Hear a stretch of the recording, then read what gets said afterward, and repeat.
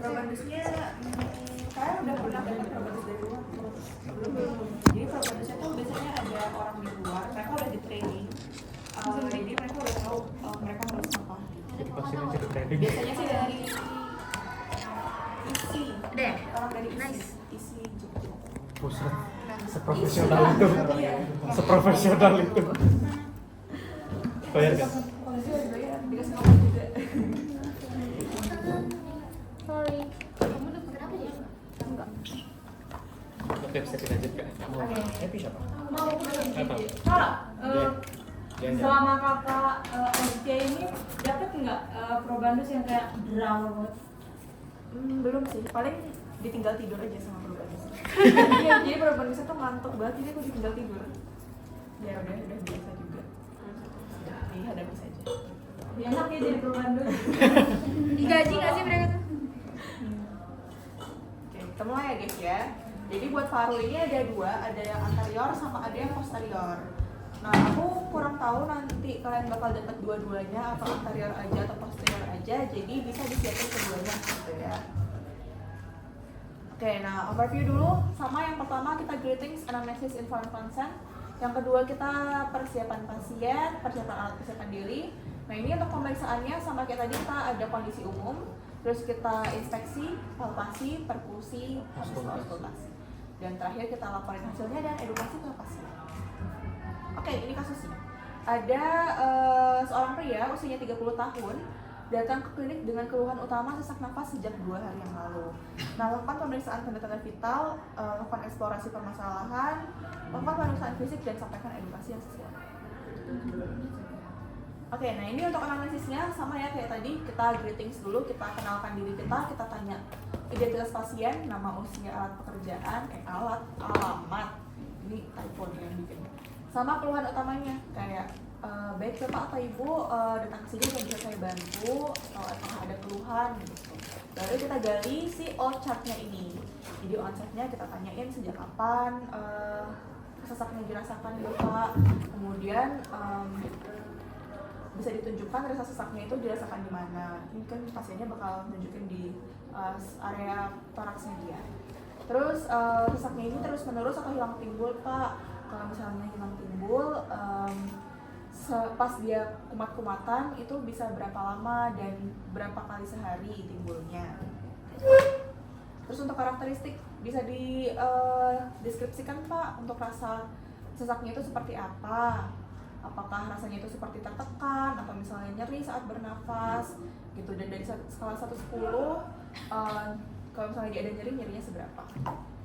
Aggravating factors, apakah ada kondisi yang memperparah rasa sesaknya atau enggak. Relieving factors, apakah ada kondisi yang meringankan rasa sesaknya atau enggak. Dan yang treatment, apakah sebelumnya sudah mengonsumsi obat dan apakah sudah berkunjung ke dokter atau belum gitu. Untuk all chart, oke. Kita lanjut ke RPD dan RPK. Untuk RPD kita tanya sebelumnya apakah sudah pernah sesak nafas seperti ini atau belum. Nah ini kita gali karena ini dia punya penyakit pernafasan ya, kita gali riwayat penyakit pernafasannya dia. Apakah dulu ada riwayat penyakit pernafasan. Nah terus kita tanya juga apakah punya riwayat penyakit kronis kayak diabetes, hipertensi, gagal jantung. Terus kita tanya juga apakah dia ada riwayat asma atau enggak gitu. Dan dari keluarganya juga sama, kita tanyain apakah pernah mengalami hal serupa, sama apakah ada riwayat penyakit kronis gitu. Buat lifestyle-nya sama kayak tadi, apakah dia merokok, kemudian lingkungan pekerjaan, ini maksudnya kayak apakah di lingkungan pekerjaannya itu sering terpapar dengan alergen kayak debu, kemudian sering kena dingin dan lain-lain. Terus pekerjaan sehari-harinya, apakah dia bekerja sebagai pekerjaan berat kayak misalnya sering kayak kuli gitu. Nah, terus kebiasaan aktivitas fisiknya seminggu olahraga berapa kali, sama lingkungan sekitarnya apakah bersih atau enggak. Kayak ini kita mau gali apakah dia tinggal di lingkungan yang berdebu atau enggak, karena debu ini bisa jadi salah satu faktor alergen buat penyakit pernafasan gitu. Oke, buat anamnesis sampai sini ada yang mau ditanyain dulu? Oke, aman ya. Habis itu kita review, kita rangkum tadi informasi apa aja yang kita dapatkan dan kita inform consent. Dan jangan lupa sebelumnya kita tanyain juga apakah ada informasi yang mau ditambahkan atau yang ingin dikonfirmasi. Gitu. Jadi kita sampaikan, baik Bapak, setelah ini saya akan melakukan pemeriksaan pada paru-paru Bapak. Jadi nanti saya akan meminta Bapak untuk membuka baju bagian dadanya. Kemudian nanti akan saya lihat, kemudian akan saya pegang-pegang, saya akan sedikit ketuk-ketuk dan saya akan mendengarkan suara paru-paru Bapak menggunakan alat bernama stetoskop. Mungkin tujuannya adalah untuk mengetahui alasan dari keluhan yang Bapak rasakan gitu. Mungkin nanti akan terasa sedikit tidak nyaman Pak selama prosedur pemeriksaan, tapi saya akan berusaha semaksimal mungkin agar Bapak bisa nyaman. Apakah Bapak bersedia? Itu untuk inform konsennya. Jadi kalau misalnya Bapaknya udah bilang bersedia, kita suruh Bapaknya buat tidur di bed pemeriksaan. Sambil Bapaknya jalan ke bed pemeriksaan, kita laporkan ini kondisi umum yang tadi, kesadaran, status gizi, gait, sama ekspresi wajah. Misalnya tadi Bapaknya datang dengan sesak nafas, kita bilang pasien datang dengan kondisi kesadaran penuh, kompos mentis, status gizinya normal, kemudian cara berjalannya normal, dan terlihat kesulitan bernafas gitu. Terus, nah ini untuk persiapan diri kan tadi kita sambil ucapin si kondisi umumnya, kita sambil cuci tangan nama atau WHO. Terus alat-alat yang kita butuhkan, ada alkuta, ada stetoskop, ada tensimeter, ada termometer, kita ukur. Nah sebenarnya ini tuh buat tensimeter sama termometer ini kan buat ngecek TTV, tapi biasanya sih TTV-nya itu udah ada datanya di skenario-nya, jadi itu nggak perlu kalian lakuin. Terus minta pasiennya buat melepas pakaian bagian atasnya sama berbaring di bed pemeriksaan. Oke, tadi untuk kondisi umum TTV-nya kayak gini. Nah, buat yang anterior, kita tadi urutannya ada inspeksi, palpasi, perkusi, baru auskultasi. Nah, yang diinspeksi apa aja? Ini sebelah. Oke. Jadi yang kita inspeksi bentuk dadanya. Bentuk dada itu dia, kalau misalnya kalian pernah dengar, ini ada gambarnya ya. Normalnya kayak gini, jadi diameter transversalnya ini lebih panjang daripada diameter anteroposteriornya. Kalau yang barrel chest, dia diameter transversalnya itu sama kayak diameter anteroposterior gitu. Kalau yang skoliosis dia agak miring gitu ya, karena dia ada si tulang belakangnya ini miring, bentuk S. Untuk pectus carinatum, dia itu bentuknya kayak burung dara. Jadi tulang dadanya, tulang sternumnya itu menonjol ke depan. Kebalikannya, pectus excavatum, si sternumnya itu malah masuk ke dalam, jadi bentuknya kayak cekung gitu. Ya. Kalau yang kyphosis itu dia bungkuk ya guys, jadi agak bentuk tulang belakangnya itu agak ke belakang. Nah, habis bentuk dada apa tadi kita lihat pergerakan kostanya. Kita lihat aja cara dia bernafas kayak gimana. Apakah dia pas dia bernafas dadanya itu naik ke atas atau enggak. Nah terus kita lihat retraksi abnormal costa. Retraksi abnormal costa ini maksudnya kalau misalnya dia nafas, apakah ada si dadanya itu masuk banget ke dalam, jadi kayak kelihatan banget dia kesulitan bernafas, artinya dia sangat butuh tenaga yang lebih besar buat mengambil nafas gitu, jadi sampai dia masuk ke dalam. Nah terus ini tadi ada peningkatan atau penurunan anteroposterior dada, ini maksudnya yang tadi ya, kaitannya sama yang bentuk dada. Penggunaan atau bantu pernafasan. Nah jadi kalau ini kita lihat apakah dia, kalau misalnya dia sangat kesulitan bernafas, berarti itu kemungkinan ada penggunaan otot bantu pernafasan. Nah ini juga kita laporkan. Untuk deviasi trakea ini tuh kayak gini bentuknya, tapi sebenarnya ini nggak mungkin ada di kasusnya sih. Terus apakah ada deformitas, tanda inflamasi, lesi kulit, bla bla bla. Nah kalau untuk inspeksi itu ada singkatannya guys. Jadi singkatannya itu wisuda. Mungkin kalau teman-teman pernah dengar. Jadi apapun kasusnya, kalau misalnya kalian mau inspeksi itu biar gampang, ingatnya itu pakai wisuda.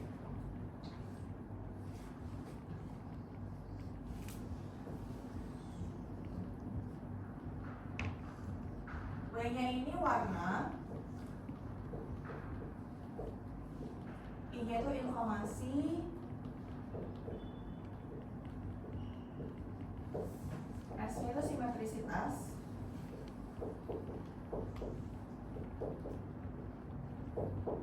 U-nya itu ukuran, D-nya deformitas, nah A yang terakhirnya agak maksa, dia discharge.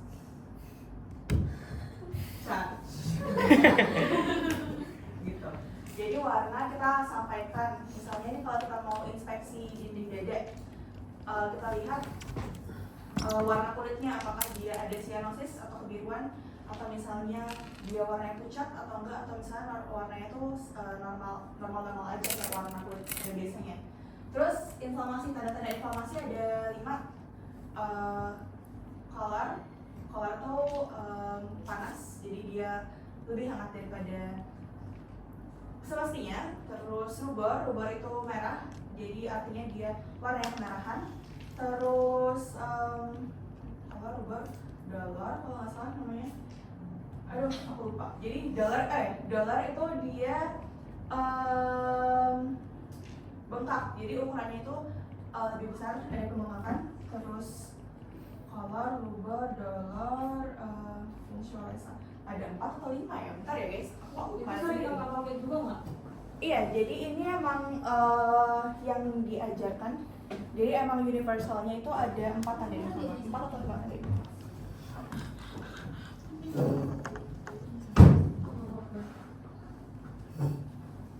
Ya, jadi 5 cardinal signs of inflammation.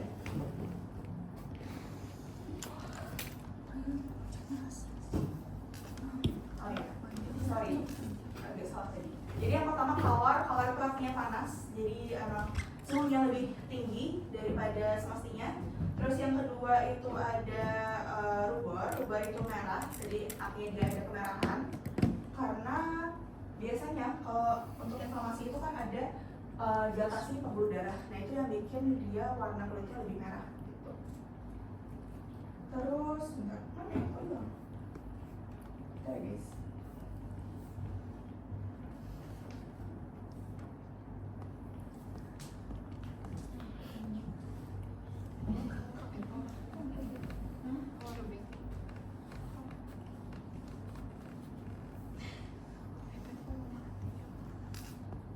Nah, bisa ada tumor artinya ada pembengkakan, karena tadi ada hasil dilatasi, jadi dia areanya juga lebih bengkak. Terus ada dollar itu artinya nyeri, jadi biasanya pada orang dengan inflamasi itu ada nyeri. Sama yang terakhir functionalisa, artinya ada penurunan fungsi. Nah, kalian melihat tanda-tanda inflamasi, ya udah kalian gak usah laporin semuanya itu tadi, ada 5. Kalian bilang aja apakah dia ada tanda-tanda inflamasi atau enggak. Biasanya karena kalian dapatnya normal, ya udah kalian laporinnya tidak ada tanda-tanda inflamasi gitu. Terus simetrisitas, nah ini simetrisitas kita lihat dada kanan dan kiri apakah dia simetris, apakah ada satu yang lebih naik, apakah ada satu yang lebih turun, dan pas dia nafas. Sebenarnya ini nanti ada di pemeriksaan selanjutnya di bagian palpasi. Jadi kalian cukup lihat secara bentukan kasarnya aja.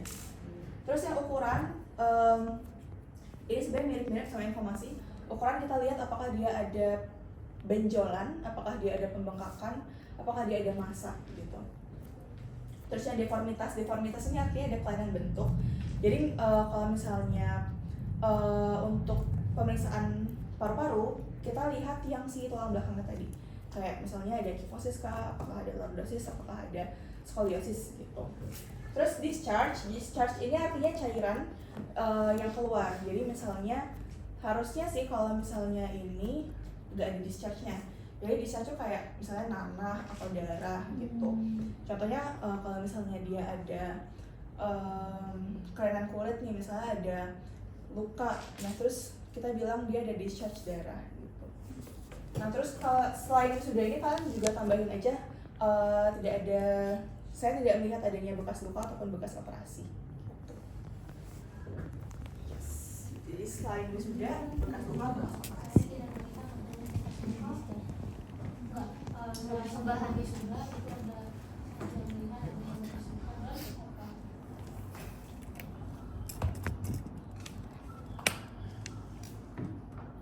Oke, buat inspeksi anterior ada yang mau ditanyain dulu? Oke.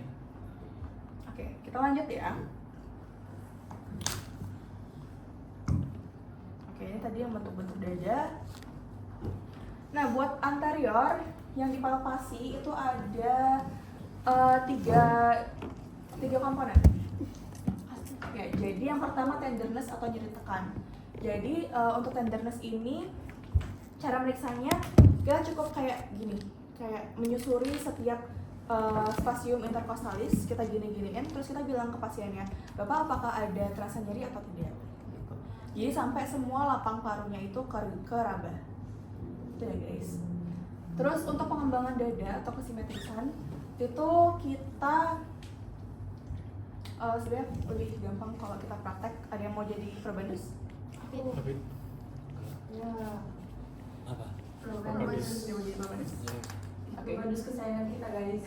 Yes. Oke, bisa duduk di depan kalau gitu. Oh, Duduk aja.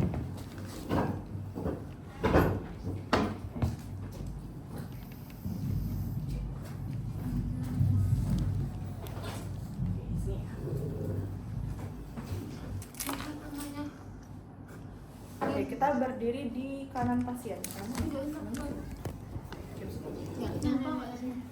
Oke, jadi buat tenderness atau nyeri tekan, sorry ya aku pegang ya. Jadi kalian ini lapang paru, kita mulai dari geli. Dari atas clavicular, kalian giniin aja kayak, Bapak apakah ada terasa nyeri, Pak? Tidak ada. Sorry. Ya, oke, itu sampai ke Gimana ya?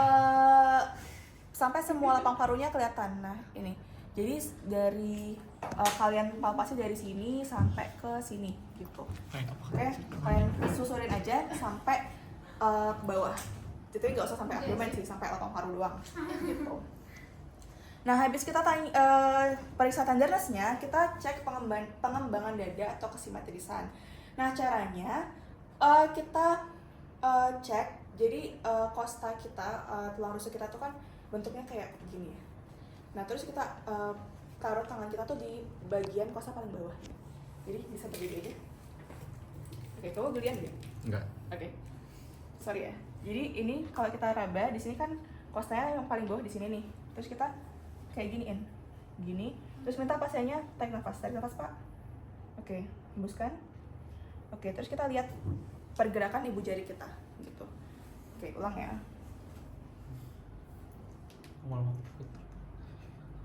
Oke, tarik nafas, Pak. Oke, hembuskan. Oke. Nah, jempol kanan sama kiriku tuh kan dia geraknya sama ya. Jadi kayak nggak ada yang ketinggalan atau nggak ada yang geraknya tuh lebih jauh. Nah, itu artinya pengembangan dada kanan dan pengembangan dada kirinya dia itu sama gitu. Jadi yang kalian amati adalah pergerakan jempol kalian.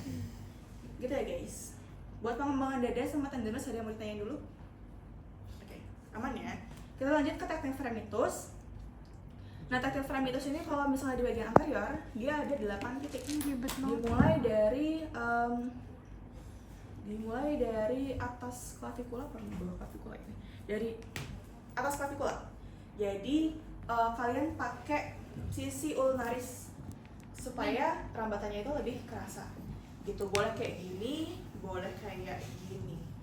Gitu, yang penting sisi ulnaris. Jadi minta pasiennya buat ngomong walu-walu atau 77 atau apapun, pokoknya bebas. Biasanya tuh walu-walu sih gitu. Oke, jadi atas clavicular ya dari sini. Oke, bisa ngomong walu-walu, Pak?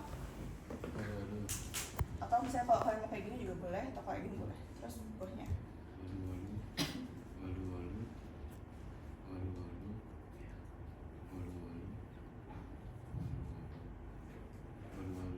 Terus yang di sampingnya kan agak sulit ya kalau bisa kayak gini. Kalian bisa kayak gini, jadi kayak gini. Gitu. Itu ya guys, jadi ada 8 titik. Jadi kalau misalnya kalian yang di bagian pinggir kan di sini ada 6 titik. Ya pokoknya 3 titik di kanan, 3 titik di kiri yang dia lebih ke arah lateral. Nah itu kalau misalnya suruh kayak gini, kalian bisa kayak gini. Gitu. Pokoknya yang kena adalah sisi ulnarnya. Dan kalian taruhnya itu di spasium interkostal. Jadi bukan pas di bagian tulangnya, tapi di antara tulangnya. Gitu. Nah kalau normalnya dia konduksinya itu getaran antara tangan kanan sama kiri itu kita terasa sama. Kalau misalnya getarannya itu hilang, bisa aja di situ ada tumor atau ada massa yang menyebabkan si udara itu nggak bisa masuk. Atau kalau misalnya terlalu banyak udara atau cairan di kavitas toraks atau pleura, jadinya si konduksi udaranya itu nggak bisa kerabat gitu. Kalau misalnya dia justru meningkat, getarannya itu terasa lebih keras, itu bisa aja ada konsolidasi di parenkim atau si parunya itu menebal, atau misalnya ada cairan di paru-paru, nah bikin si suaranya itu semakin keras gitu. Oke, buat tactile frame itu ada yang mau ditanyain dulu? Oke, aman ya? Aman? Bolu-bolu? Oke. Waduh. Oke, lanjut. Oke, ini udah bentar ya.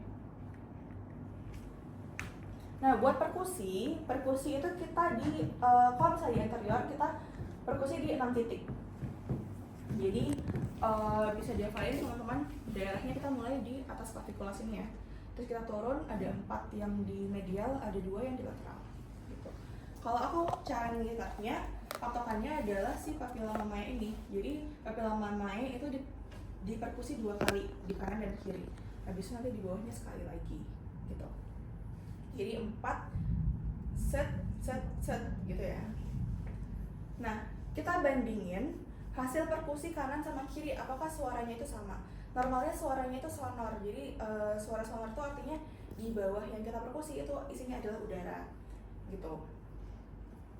Terus ini nggak perlu minta pasiennya buat tarik nafas atau hembuskan nafas ya guys. Yang tarik nafas atau hembuskan nafas itu cuma pas auskultasi. Ini mau dicoba gini. Jadi misalnya dari anterior, dari atas clavicula ya. Oke, karena ini Aku pegang aja. pasiennya posisinya sulit, jadi ya kira-kira gitu.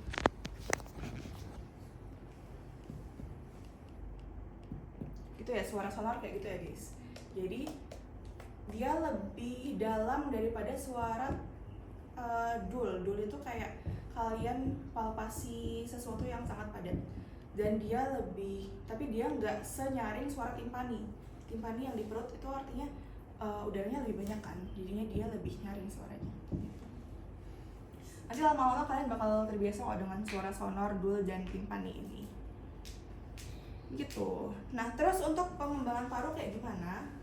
Jadi untuk perkusi itu ada 2, perkusi yang di 6 titik sama perkusi pengembangan paru. Kalau perkusi pengembangan paru itu kamu mau tiduran aja nggak? Di mana? Di sini. Kursi Atau di kursi. Apa di sana aja? Kayak lebih luas di sana deh. Iya. Bulan Perkusi di 6 titik sama. Hah? Perkusi di 6 titik sama. Iya, perkusi di 6 titik malah. Kak tadi di perkusi 6 titik sama. Ini untuk pengembangan paru apa ya?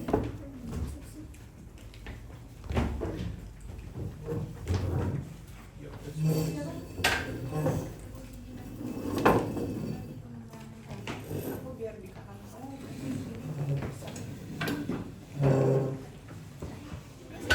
Nah, ini kalau misalnya fokus gimana sih? Bisa sih.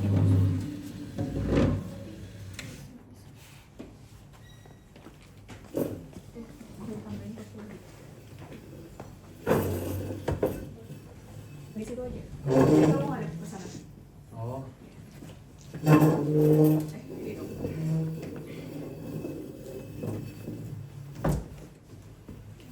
Bisa kalau Bib. Tambah satu lagi ya. Ini. Beb nanti masukin ke YouTube itu. Pada saya Nggak rata nggak sih? Enak kabit. Enak nggak, Bit? Awas sekolah ya. Nggak rata itu. Mundur lagi nggak sih, Bit? Atau ada mau di Ganti aja nggak sih ininya pakai kursi biasa? Iya, coba panggil. Coba.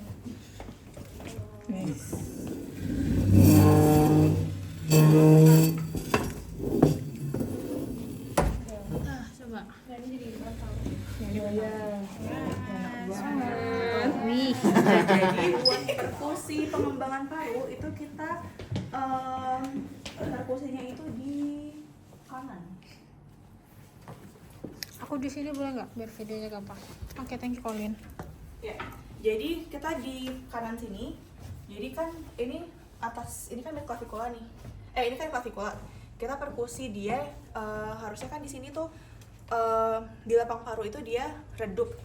Kok redup? Suaranya sonor. Nah, terus di bawahnya paru tuh ada apa? Organnya?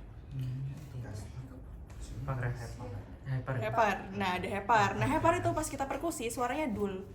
Nah, terus kalau misalnya kita mau jadi kita perkusi dari sonor.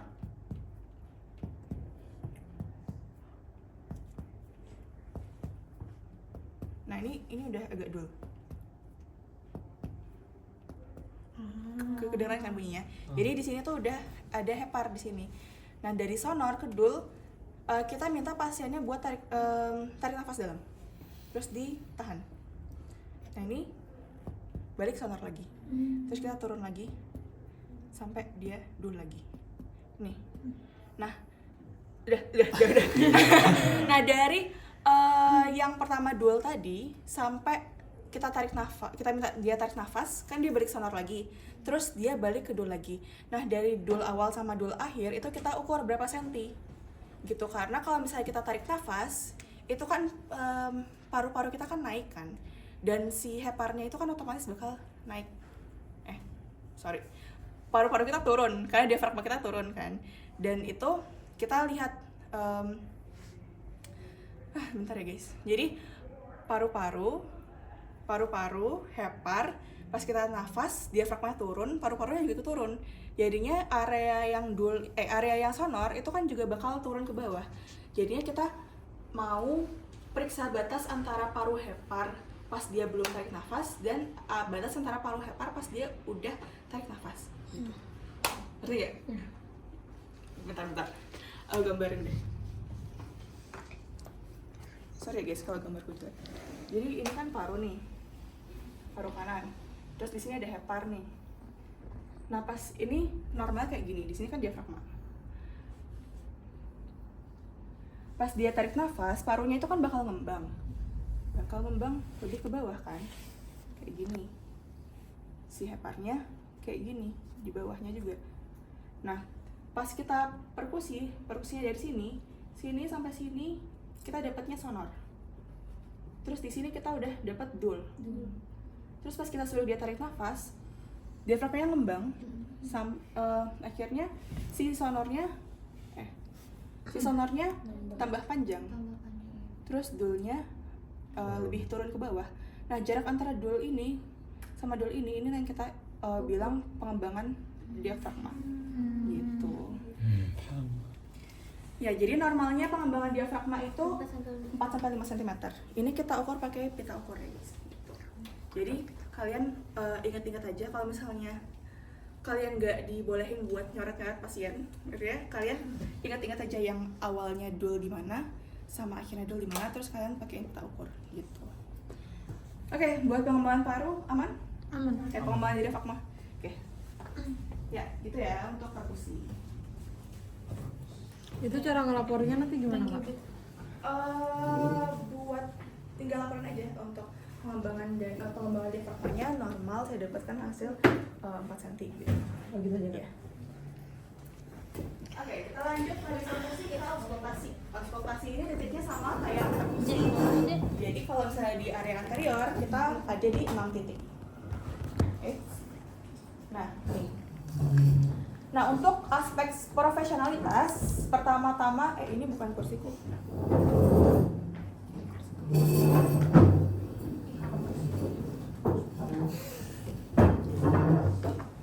Untuk aspek profesionalitas nafas, sebelum kita pakai stetoskop kita hangatkan dulu pakai tangan kita kayak tinggal kita genggam-genggam aja. Terus bilang permisi ke bapaknya, permisi ya bapak, saya tempelkan stetoskop. Terus pakai yang bagian diafragma, yang bagian besar gitu. Terus kita tempelkan di 6 titik ini sama kayak yang perkusi tadi. Terus minta pasien buat bernafas normal, dan setiap kita taruh di titik ini kita bakal periksa 2 suara pas dia inhale sama exhale gitu. Jadi setiap kita naruh si stetoskop, kita minta pasiennya buat narik nafas dan hembuskan gitu. Jadi saya kan taruh sini, ayo bapak bisa tarik nafas, oke, terus sebelahnya tarik nafas, oke, sebelahnya lagi gitu. Jadi minta pasiennya buat tarik nafas. Dan kita ngebandingin suara nafasnya di sisi kanan sama di sisi kiri. Apakah dia suaranya terdengar sama kerasnya, atau ada suara yang lebih keras terdengarnya, atau ada suara yang lebih redup terdengarnya. Gitu. Ini perkusi.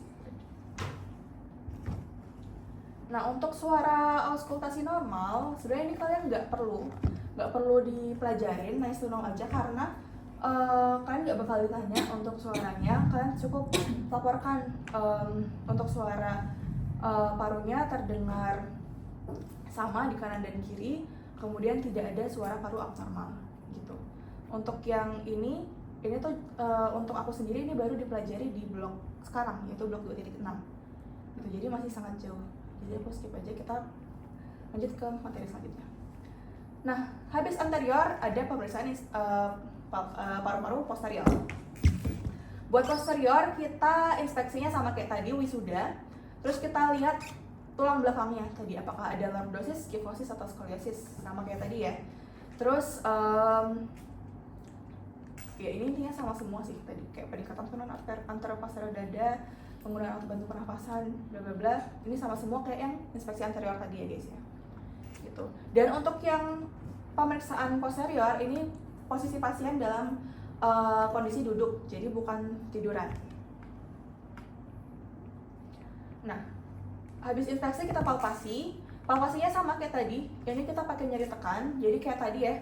Ini tinggal kita kayak susurin aja dari atas ke bawah, kayak apakah ada nyeri tekan gitu. Terus habis itu dimulai dari atas clavicula, atas scapula ya berarti kalau di belakang gitu, sampai ke bawah dan di area samping-sampingnya juga. Habis itu kita cek pengembangan dada. Ini juga sama kayak tadi. Yang kita amati adalah pengembangan pergerakan si ubu jari kita.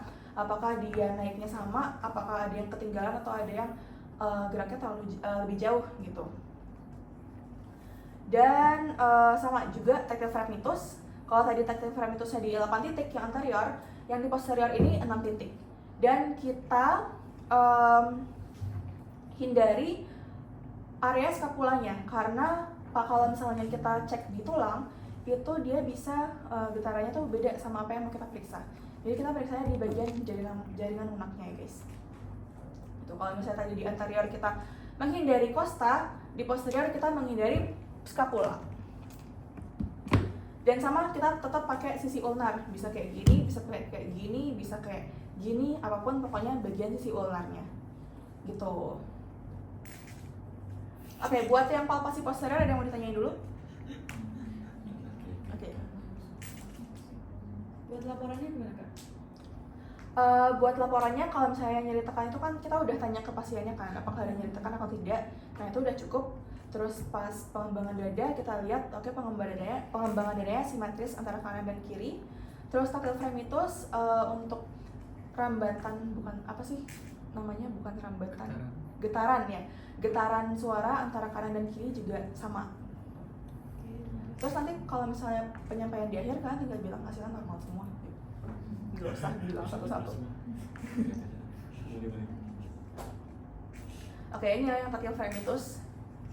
Kalau misalnya yang posterior ada 6 titik, yang anterior ada 8 titik.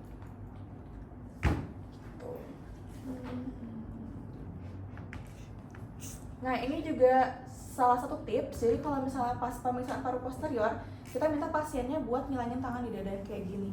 Jadi supaya si skapulanya itu ketarik ke jadi si paru posteriornya itu nggak kehalang sama skapula. Gitu ya. Jadi tinggal minta ke Bapak tangannya bisa seperti ini ya Bapak ya.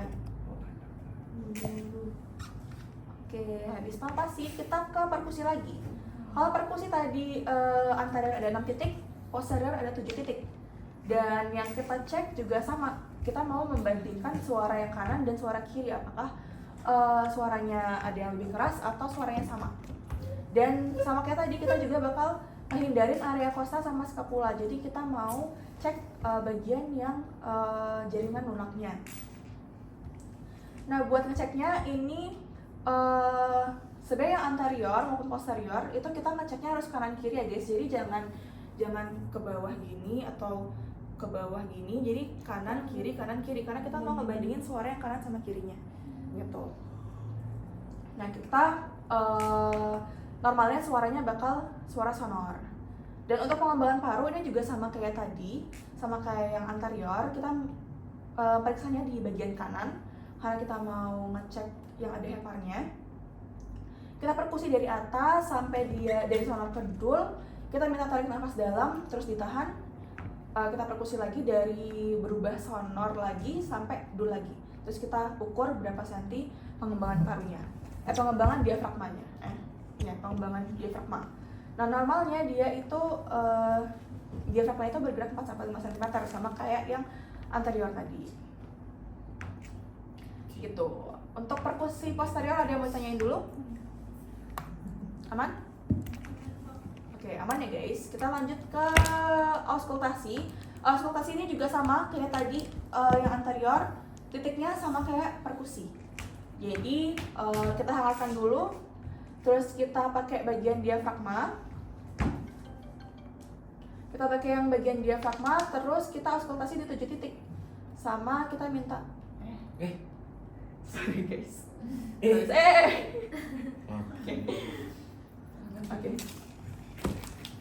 Oke, tadi sampai mana ya? Oke, minta pasien buat tarik nafas dan hembuskan gitu. Setiap kita naruh si stetoskopnya. Kita pakai yang bagian diafragma ya guys. Gitu. Kita bandingin suaranya yang kanan sama kiri, apakah dia terdengar sama kerasnya atau enggak. Oke, buat auskultasi posterior ada yang mau ditanyain? Kak, nanti kalau kita masuk ruangannya harus pakai masker? Enggak kok. Enggak. Kalau mau boleh, kalau enggak ya. Ada Aman, nggak, Kak, bebas. yang kata- Ada Kak. Enggak ada sih. Belum ada kasus pakai joki sih. Mau? Windows. Nah, Joki Maal. Mungkin kalian mau mengawali kayak pakai joki. Jangan. Oke, kita lanjut ya guys. Nah, udah selesai semuanya, kita laporin hasilnya. Nah, tadi kita bilang, kan kita kalau misalnya sambil pemeriksaan itu kita sambil bilang kan, misalnya ini pengembangan parunya normal 4-5 cm gitu. Nah, pas di akhir kita tinggal laporin ke pasiennya, kita bilang tadi untuk setelah saya periksa, saya lihat, kemudian saya tekan-tekan, saya ketuk-ketuk dan saya dengarkan suara paru Bapak, tidak ada abnormalitas yang saya temukan ya Bapak ya. Jadi alhamdulillah Bapaknya masih sehat gitu. Oh ya, jangan lupa tadi cuci tangan juga ya guys. Habis kita minta pasiennya pakai baju dan balik ke meja anamnesis. Oke, jadi untuk pelaporan hasil inspeksi palpasi perkusi auskultasi tidak ada abnormalitas yang ditemukan gitu. Untuk edukasinya sama kayak tadi, cerdik, dan ada edukasi spesifiknya. Kalau misalnya keluar ke area yang banyak debunya atau polusinya tinggi, pakai masker. Terus kalau misalnya pasiennya merokok, kita suruh berhenti merokok. Dan kita sarankan untuk olahraganya, ini yang di bagian aktivitas, kita sarankan untuk olahraga kardio karena dia bagus buat meningkatkan kemampuan kesehatan paru gitu. Oke, setelah edukasi, nah ini ada tips and trick, mungkin nanti bisa baca aja ya guys. Ini tips and trick dari teman aku.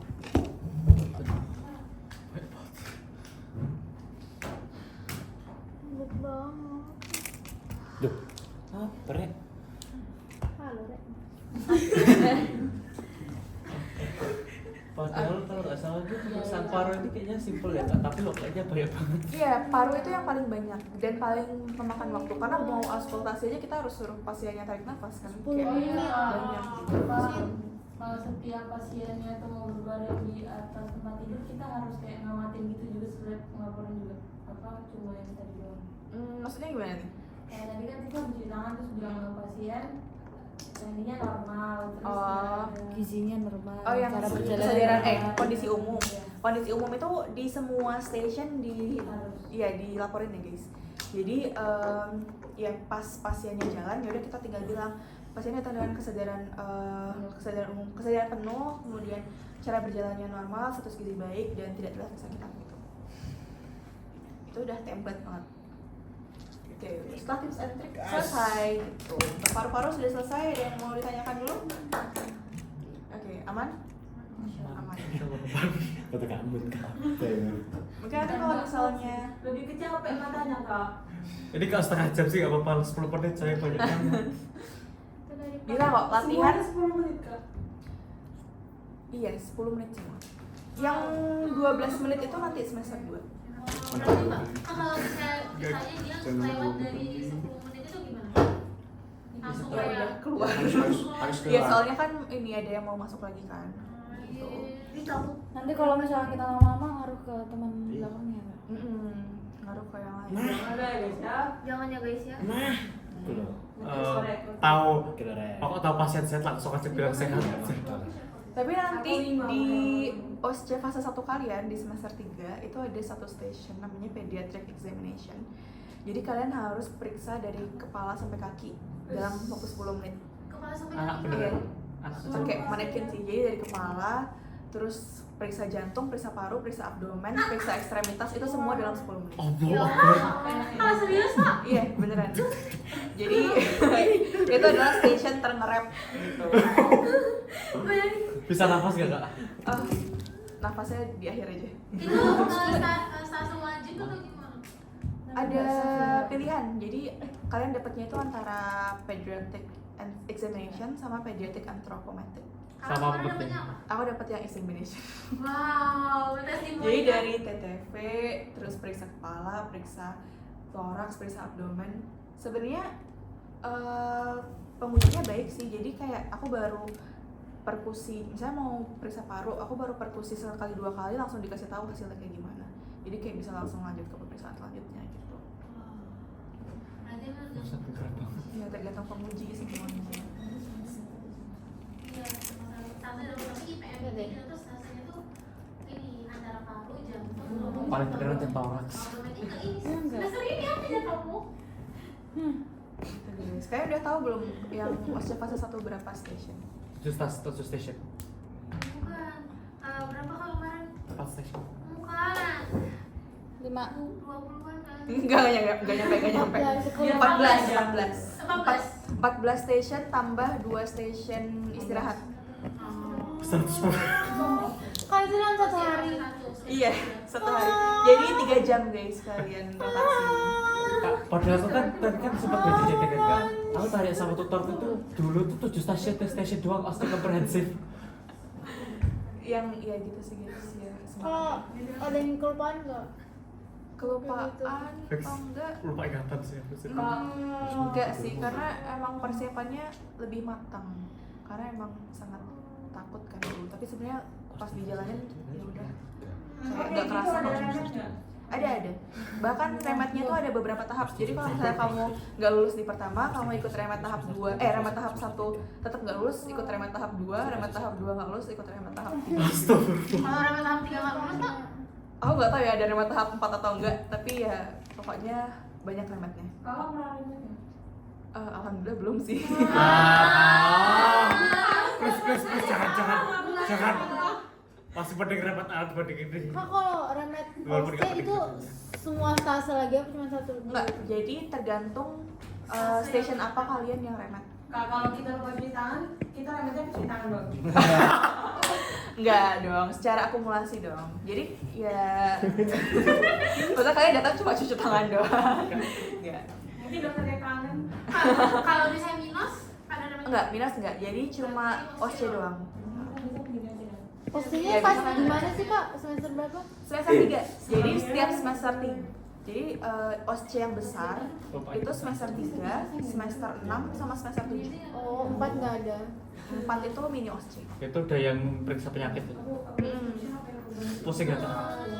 Tapi itu sebenarnya triknya adalah di Simaster itu nanti kalau misalnya kalian lihat di Simaster itu udah ada kayak mini OSC-nya nanti diuji sama siapa. Nah waktu itu tuh aku dapetnya spesialis mata, jadi aku cuma di station IPM tuh aku cuma belajar mata dan keluarnya mata, jadi lumayan menghemat banyak, kayak nggak perlu belajar abdomen, paru dan lain-lain. Coba kalian cek di itu deh di Simaster nanti, siapa tahu ada kayak kelihatan Ntar ketahuan. salah. Coba aku lihat sekarang. Gimana kak ngeceknya? Jadwal Di ujian. jadwal kuliah jadwal kuliah, tapi kayaknya sekarang belum keluar. Gimana caranya jadi asisten mahasiswa kak? Caranya daftar. Kapan Jadi daftar? nanti semester 4 akhir. Jadi semester 4 tuh yang buka pendaftaran tuh asisten anatomi sama asisten mahasiswa. Aku mau yang asisten anatomi. Aku mau asisten mahasiswa. Aku anatomi Daftar jelas. dong nanti. Terima kasih ya. Aku dulu daftar asesmen juga, asisten anatomi juga, tapi aku nggak lolos. Asisten biokimia ada nggak? Pernah ini nggak? Apa? Inhal nggak? Inhal tuh yang sampai gambar atau yang Iya, Sampai gambar kak. Oh, yang sampai gambar apa belum? Oh, this is udah emang beda level. Masih nomor. Beda level bro. Nular dong aku. Oh, ada asisten histologi nggak kak? Kalau ada kok apply. Nggak ada, histologi nggak ada. Menurutku padahal histologi yang paling banyak peminatnya, tapi nggak ada. Gitu. Yang ada asisten tuh sekarang cuma anatomi di sini sama di patologi klinik. Biokim ada. Apa tolong klinik ada? Ada. Gas. Biokim nggak ada. Udah Siapa lama yang nggak ada. jadi asisten anatomi biokim? Oh, ada satu lagi, ada asisten PAI guys. PAI. Agama Islam. Hai, mau fix aku, asisten, fix aku. Ya udah jangan tak asisten PAI aja deh. Aku tak berguru ke dokter Zainal. Oke, habis ini mau apa dulu nih? Ini nggak sih guys lokomotor? Loko ya? Iya. Atau mau ini yang susah itu kan namanya satunya? Toraks. Torak. Toraks apa kayaknya? Toraks tuh masih jantung. mendingan deh. Kamu ya yang ngajarin ya? Yang stase yang kita pilih tadi Enggak ada nggak jadi Pak IPM itu paru, jantung, sama lokomotor. sama toraks. Sama paru. Hah? Paru, jantung, lokomotor. Bener, paru, jantung, abdomen, loko. Oh. 4. Nah, tapi yang lokomotor ini Bukan pilih kita. kalian Dapatnya di stasiun radiologi itu nanti kalian juga ngelakuin pemeriksaan lokomotor. Gitu. Jadi kan kalau loko tuh kan ada look film off, nanti di radiologi kalian juga look film off sebelum minta hasilnya. Lokal. Yang dokter itu dokter Arab. Dokter Arab. Yang ganteng ya? Ganteng banget. Jalan juga. Oke, mau apa ini? Apa Jangan. aja? Lokomotor dulu aja nggak sih? Udah lama. Biar Lokomotor aja, Kak. biar tadi kan habis paru banyak banget gitu loh. Loko juga banyak. Allah ber-36 Loko tergantung artikulasionya sih sebenarnya. Articulation. Tapi kalau kalian masih semester 1 biasanya tuh yang diuji itu kalau nggak raise pergelangan tangan ini atau lutut sama ini pergelangan. Jadi cuma pergelangan tangan siku, pergelangan kaki sama lutut, antara 4 itu. Nanti OC fase 1 juga ada lokomotor dan bandaging, biasanya yang keluar juga itu. Kalau yang sampai artikulatio humeri di sini di bahu sama panggul itu jarang dan nggak mungkin juga sampai ke kepala. Jadi kalian fokusin di 4 titik itu aja. Sini, sini, sini, sini gitu. Oke. Buat overview yang 1, 2, 4 sama semua. Yang ketiga, ini pemeriksaannya kondisi umum sama kayak tadi. Terus yang gate ini juga maksudnya ke kondisi umum juga. Sama pemeriksaan utamanya ada 4, look, film move sama measurement. Ini yang pakai goniometer. Itu yang ngukur tinggi badan itu juga enggak? Tinggi badan maksudnya yang kayak tinggi asli. Yang kayak palsu antropometri ya? gitu, Oh, bukan? enggak. Nggak usah. Oke, nah ini kasusnya ada laki-laki usia 25 tahun. Dia nyeri di sendi pergelangan kakinya habis jatuh dari sepeda. Terus nyerinya bertambah buruk ketika pagi pakai berjalan. Terus dia awalnya cuma sesekali, tapi lama-lama kok dia makin lama makin sering muncul keluhannya. Terus kita diminta buat lakukan anamnesis, pemeriksaan fisik dan edukasi. Oke, nah ini untuk anamnesisnya sama kayak tadi, kita greetings, kita tanya keluhan utamanya, sama kita all chart gitu ya. Nah untuk locationnya ini kita tanyain ini ya guys, nyerinya di bagian kanan atau di kiri, terus kita minta pasiennya buat nunjukin tempat sakitnya itu di mana, dan kalau bisa kita tanyain juga di locationnya, jadi kayak awalnya di situ atau di situ-situ, nyerinya di situ-situ aja atau menyebar ke tempat lain gitu. Terus durationnya kita tanya terus menerus atau hilang timbul, terus karakteristiknya kita tanya juga, kalau misalnya dia nyeri 1 sampai 10 berapa, terus hal yang memperparah dan memperingannya apa, sama apakah dia sudah ada upaya untuk mengobati atau belum gitu. Oke, habis all chart, RPD, dia apakah dulu pernah mengalami hal serupa, apakah dulu ada gangguan pada sistem gerak, sama apakah ada riwayat penyakit kronis. Bisa ditanyain juga apakah dia ada riwayat penyakit tulang dan sendi, kayak misalnya osteoporosis gitu. Yang riwayat penyakit keluarga juga tanya juga apakah ada riwayat penyakit tulang dan sendi kayak osteoporosis tadi, terus apakah ada riwayat penyakit kronis. Untuk lifestyle-nya kita tanya seperti biasa, merokok, olahraga, dan diet sama istirahat. Oke, habis anamnesis kita review, kita rangkum, dan kita tanya juga apakah ada informasi lain yang mau ditambahkan. Oh ya, satu lagi guys, kalau misalnya tadi kita ini yang cukup penting di lokomotor, pas anamnesis itu kita minta pasien, kalau misalnya pasien yang kecelakaan atau jatuh, kita tanyakan kronologi jatuhnya kayak gimana. Apakah dia jatuhnya yang jatuh duluan kena apa gitu. Nah itu bisa membantu buat nanti prosedur selanjutnya. Jadi jangan lupa tanyakan kronologi kecelakaan.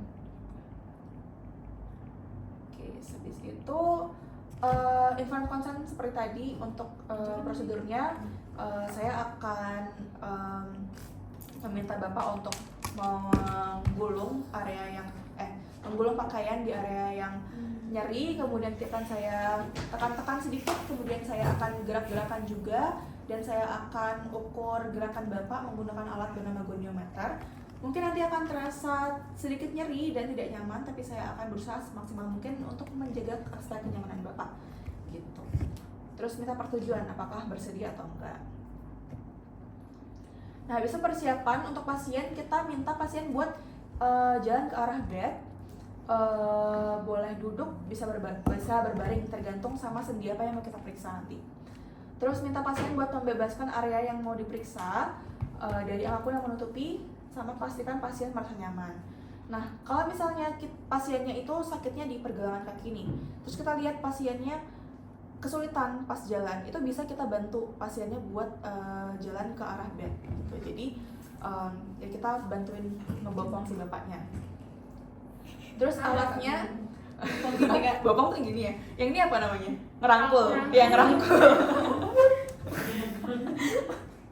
Nah, alat yang kita butuhkan ada alkuta, goniometer, kita ukur, pulpen atau pensil, sama brush dan jarum. Brush dan jarum ini yang ada di palu refleks yang bisa diputar-putar itu. Terus kita cuci tangan 6 langkah WHO sambil kondisi umum. Seperti biasa kita laporkan kesadaran penuh, kompos mentis, status gizi baik, cara berjalan. Kalau misalnya dia pincang, bilang agak kesulitan dengan pasien, terlihat kesulitan berjalan, terutama di kaki kanan atau kaki kiri gitu misalnya. Dan ekspresinya, kalau misalnya pasien kesakitan, kita bilang pasien terlihat menahan sakit. Habis kondisi umum, kita look yang pertama. Dari look film move kita look dulu. Look yang pertama yang pasti adalah wisuda. Ini yang aku bilang tadi, apapun inspeksinya, wisuda jawabannya. Jadi untuk warna kita lihat apakah dia ada memar ini berarti agak keunguan atau kebiruan gitu. Sama ada apakah ada kelainan vaskularisasi, artinya kayak apakah dia ada varises gitu, mungkin kalau teman-teman tahu. Terus apakah dia ada kemerahan, terus apakah dia malah warnanya jadi pucat gitu. Terus kita lihat tanda-tanda inflamasi yang tadi aku bilang, rubor artinya kemerahan, color artinya panas, lebih panas, dolor artinya nyeri, tumor artinya ada massa atau pembengkakan, funksionalitas artinya ada penurunan fungsi. Terus simetrisitas kita bandingkan yang kanan sama kiri, apakah dia simetris. Terus kita lihat ukurannya juga, apakah dia ada pembengkakan atau apakah dia ada massa. Sama kita lihat deformitas. Deformitas ini ada varus, valgus, kifosis, lordosis, faktur terbuka, faktur tertutup. Nah, varus valgus apa? Varus valgus itu ini ya, tadi aku lihat gambarnya. Nah, kalau misalnya kita bahas awamnya, kaki bentuk O, kaki bentuk S, X. Nah, varus yang kayak gini, valgus yang kayak gini, gitu. Gitu ya guys. Kita balik lagi ke tadi. Valgus X ya Pak? Ya, valgus X, varus O. Valgus X harus Kalau bagus nervous. Kalau misal nggak sengaja ngomong vagus itu gimana? Sebenarnya ini kalau misalnya nggak ada kan nggak perlu kalian laporin ya. Harusnya tuh nggak ada sih. Jadi harusnya tuh dia normal-normal aja.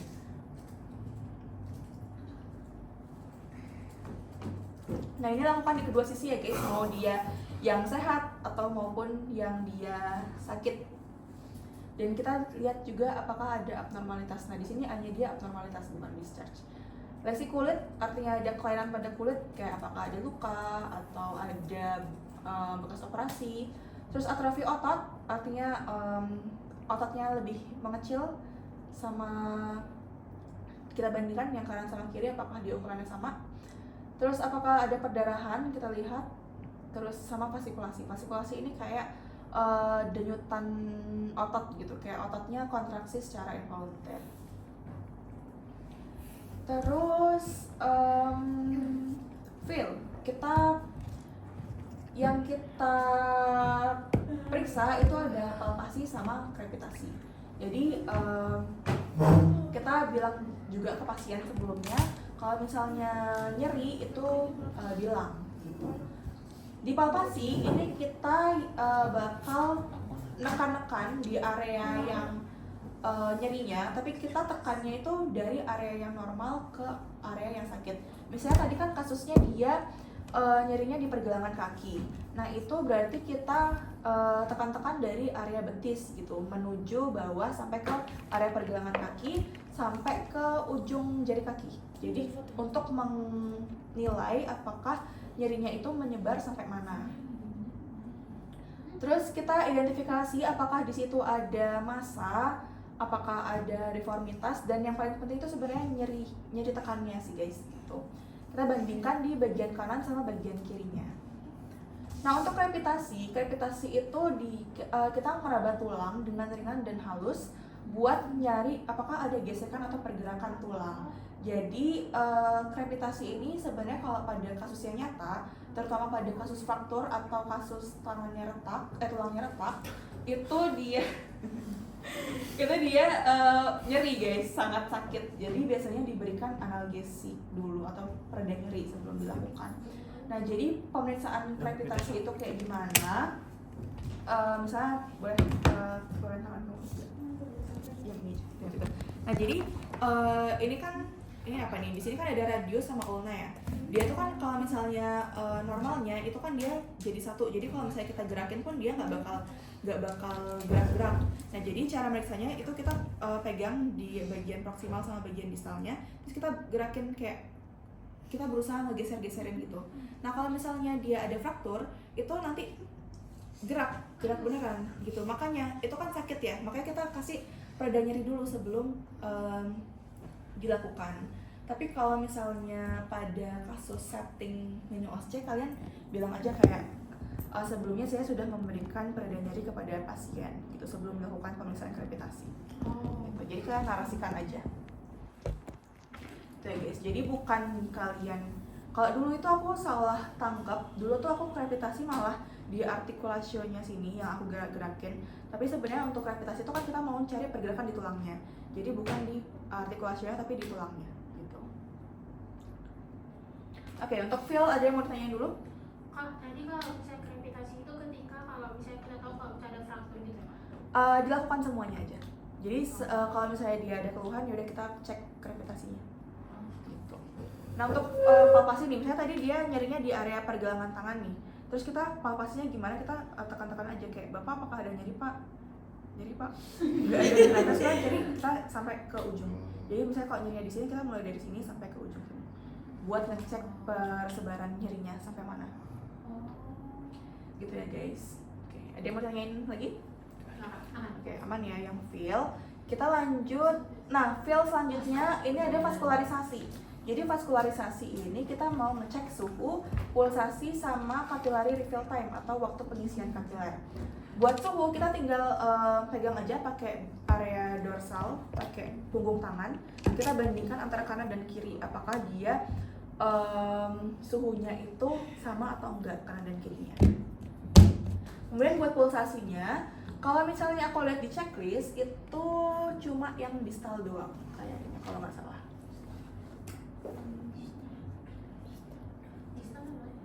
Distal itu lebih di ujung, lebih jauh. Wih, sorati. Udah maghrib ya?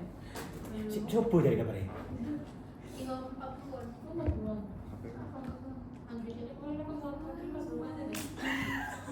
Ya, jadi dia diminta buat ngecek pulsasi nadi di bagian distal. Jadi misalnya kalau tadi nyerinya di pergelangan tangan, kita bisa cek di radialis atau ulnaris gitu.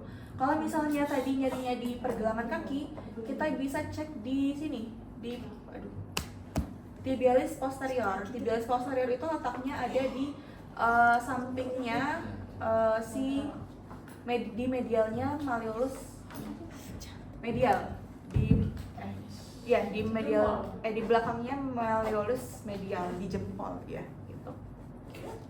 Sama arteri dorsalis pedis. Arteri dorsalis pedis itu buat palpasinya jangan ditekan terlalu dalam karena dia emang sangat di permukaan, jadi kalian cukup sentuh ringan aja di lurusan dari jempol. Jadi kayak beberapa senti dari jempol kalian kayak palpasi ringan aja. Itu biasanya kerasa denyutannya. Gitu. Terus ya. Izin memotong Mbak. Ya. Aku boleh lihat luar bentar ya? Oh, boleh, silakan. Sumpah lihat luar. Atau dibuka aja ininya. Korennya.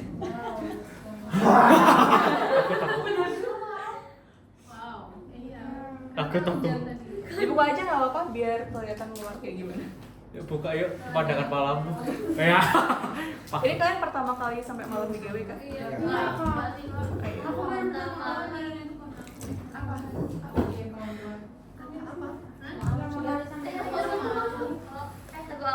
Oh iya, masih ada cahaya matahari. Oh iya. Ini yang gelap pohonnya. Oke, tadi habis pulsasi nadi, kita ke waktu pengisian kapiler. Jadi itu kita nekan kukunya pasien, terus kita sama lembah titik, habis itu kita lepasin, terus kita lihat kan awalnya dia warna putih, terus kita lihat dia balik warna pink lagi berapa detik. Nah normalnya itu dia kembali dalam 1-2 detik gitu. Jadi kurang dari 2 detik. Kalau misalnya kelebihan itu ada, misalnya lebih dari 2 detik itu misalnya ada tanda berarti ada masalah di vaskularisasinya gitu. Ini diperiksanya di semua jari ya guys. Jadi jempol ini. Kanan kiri Kak. Iya, bareng aja langsung dua-duanya. Terus kalau yang di kaki juga kayak gitu. Jadi kalau misalnya nyerinya tangan, sakitnya di tangan, periksa yang di tangan aja. Kalau misalnya sakitnya di kaki, periksa yang di kaki aja. Ngetik kok. Oke, buat feel vaskularisasi ada yang mau ditanyain? Oke, aman ya? Colin, tolong minum. Baru juga mau pakai. Pakai lagi. Mahal itu guys. Wah, gini. Oh ya, tadi yang pulsasi nadi ini sama kayak tadi vital sign kita ya, jadi langsung dilakukan di dua sisinya karena kita mau ngecek simetrisitas antara kanan dan kiri gitu. Jadi yang kita cek itu simetrisitas denyutannya, regularitasnya, frekuensinya nggak usah sih, sama kuat angkatnya gitu. Jumlah denyut nggak usah dihitung. Datanya banyak banget ya Kak. Semangat ya guys. Nah, buat neurologi yang refleks fisiologis ini nggak usah, karena di checklist nggak ada. Jadi kalian cuma pakai jarum dan brush. Nah, aku bawa kayak Itu jarum kayak apa jarum? Ya yang kemarin tuh. Yang geli-geli itu loh. ini. Jadi kecil tuh. ada dua kan, jarumnya di sini. Oh itu. Yang itu. Ini jarumnya, brushnya di bawah. Oh buat yang diklik-diklik kita. Iya, benar. Jadi nanti kalian misalnya nih, kamu kayak gini. Ya, misalnya kan tadi nyarinya di sini. Terus Bapak bisa tutup matanya, Pak. Oke, ini rasanya halus atau tajam? Oh.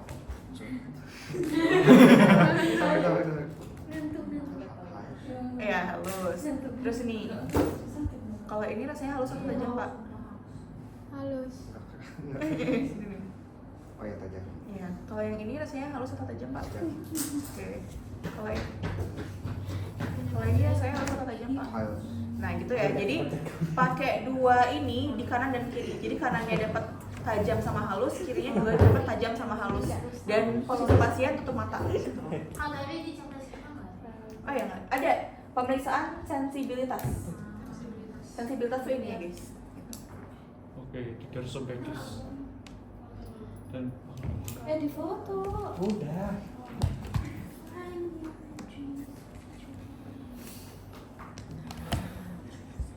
Nah buat yang refleks fisiologis nggak usah.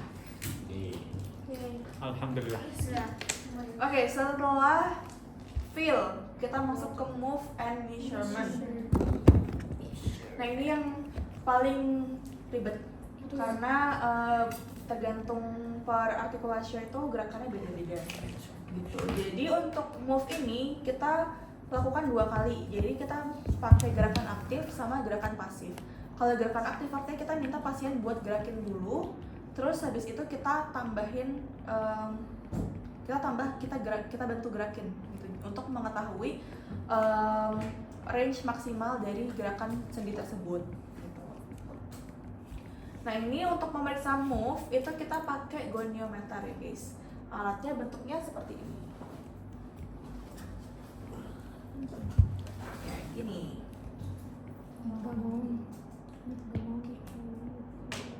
Yang matiin aja. Kita mulai dari articulatio humeri itu di sini ya. Kita mulai dari sini aja, dari kubiti dulu aja. Jadi kubiti itu di siku. Untuk di siku itu gerakannya ada 2, ada fleksi, ada ekstensi gitu. Nah buat jadi misalnya nih kamu bisa berdiri. Bisa. Jadi baik Bapak, jadi saya nanti akan minta Bapak untuk melakukan beberapa gerakan. Nanti bisa dilakukan ya Bapak ya, gitu. Bapak bisa seperti ini Bapak. Ya gitu. Terus kita bantu. Ini kita better lakuinnya satu-satu ya. Jadi yang tadi yang sakit mana ya? Misalnya yang sakit kiri, gitu ya. Jadi kita periksanya yang sehat dulu. Jadi yang kanan dulu. Yang kirinya diturunin dulu. Oke, kayak gini. Terus saya bantu lagi ya Bapak ya, kayak gini. Ini gerakan pasif. Ini gerakan aktif pas dia biasa, gerakan pasif yang kita bantu gitu. Terus udah samping satunya lagi ya, terus kita bantu lagi kayak gitu. Nah itu buat yang dari fleksi sampai ekstensi. Nah buat mengukur pakai goniometernya kayak gimana, jadi ini kita taruh di pas di sikunya pasien. Kamu ada di sana? Agak sini. Enggak, maksudnya agak di sana. Oh ya. Sandi jangan bu, Sandi. Jadi Peregangan. Iya. oke. Jadi ini posisi kayak gini. Posisi kayak gini tuh posisi ekstensinya si kubiti gitu. Jadi kita mau mengukur yang ekstensi. Jadi ini ditaruh di pas di sikunya. Terus Bapak bisa gerakan tadi lagi. Nah ini kita taruh sampai sini. Oh sudutnya. Ya sudutnya. Udah. Terus kita lihat kita baca berapa. Kayak di sini 150 derajat. sekitar 140-an gitu. Coba lihat kak. Ya.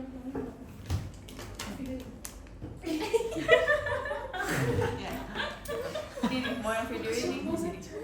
140 ya guys. It's Ada pasti. Apa PDIP itu? jadi kalau yang kubit dia cuma Aku nggak kita ukur cuma satu kali, maksudnya kayak satu tangan itu satu kali karena dia dari kita mau nilai dari ekstensi sampai ke fleksi. Nah kita lakukan di satunya, jadi kita lakukan di dua-duanya. Kalau misalnya pasien ada keluhan sakit, kita mulai dari yang sehat dulu, baru yang sakit. Kalau misalnya dia nggak ada keluhan sakit, kita selalu mulai dari yang kanan dulu, baru yang kiri. Kok dua-duanya sakit? Ya wes gak usah. Ya udah, dari kanan dulu. Iya. Oke, lanjut buat kubit habis kubiti tadi, ingat ya kubiti cuma kayak gini. Kita lihat yang radio ulnaris. Radio ulnaris itu yang di sini, brace kita. Yang bagian distal. Nah, untuk gerakannya itu ada dua, Kan, ada yang itu nggak ada fotoin dulu. Pronasi dan supinasi. Ini ada berapa persen dia harus di oke, sorry guys, bukan brace, tapi ini radio ulnaris yang distal. Jadi antara radialis sama ulnaris kita ada dua. Jadi pronasi itu kayak gini, supinasi itu kayak gini. Sup kayak megang sup ya, jadi kayak gini gitu. Nah sebenarnya biasanya itu si pasiennya tuh diminta buat megang pensil, tapi kalau misalnya aku kayak jempol aja nggak apa-apa sih kayak gini.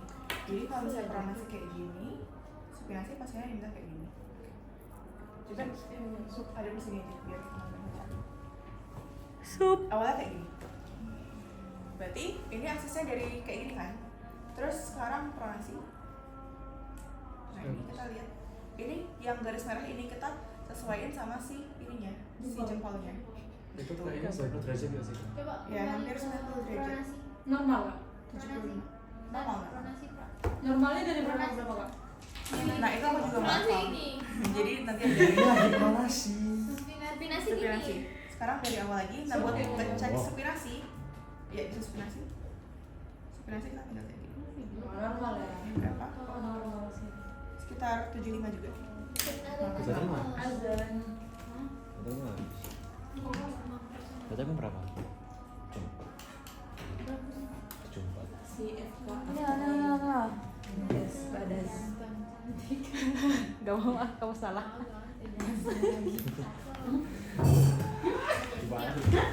Ayam.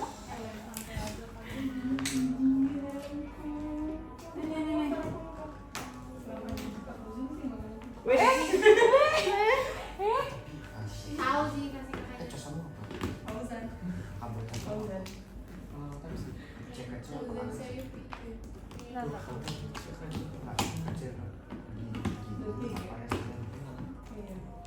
Bentar ya guys, kita tunggu azan selesai ya. Ya kak. Oke, Kak. Aku cek kecil. Istirahat kak.